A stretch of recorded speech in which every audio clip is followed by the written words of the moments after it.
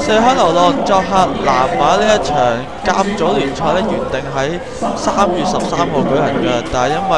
要遷就南馬作客馬爾代夫 VB 嘅亞協杯賽事呢場波係提早咗1個星期舉行。四海流浪陣容方面龍門有曹維傑啦，後衞有謝天佑、迪達、基南馬、澤廷鋒，中場有林荷希、斯迪、馬合、劉嘉誠，前面方面有劉松偉同埋隊長范偉軍嘅。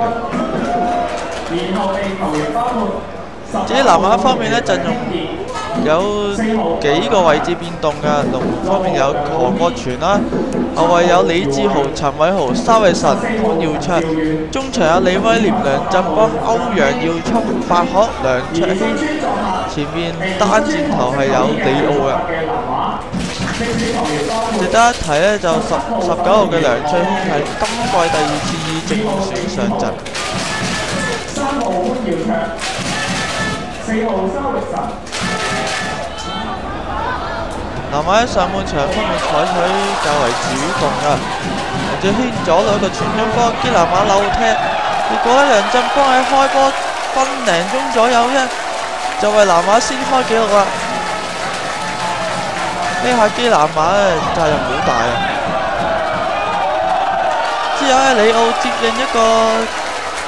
隊友直線傳送一貼入網。開波10分鐘都唔到南馬已經領先到2-0啦。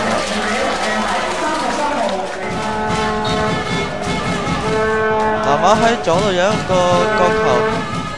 歐文業將開出，後隨一線，結果李奧頂入射成3-0。李奧喺呢場波入邊梅開2度啦。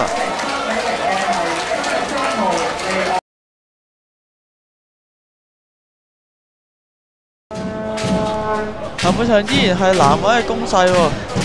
振邦俾到歐陽耀聰帶入禁區，博到一個12碼嘅球，借得俾一面黃牌俾流浪嘅澤廷鋒，12碼用歐聰轉射，射成4-0啦。但估唔到嘅四海流浪對上兩場主場先和公民後贏晨曦，估唔到對住南馬就落後4球啦。或者就係因為落後4球之下放開咗嚟打啦，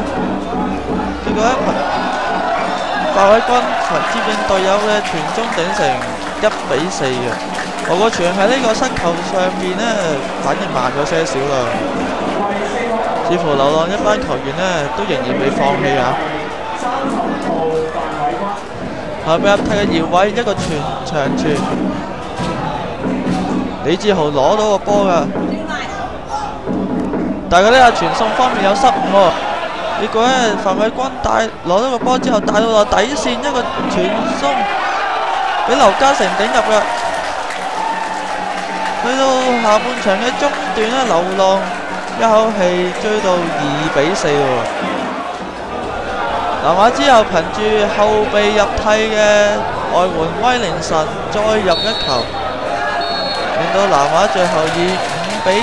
大勝四海流浪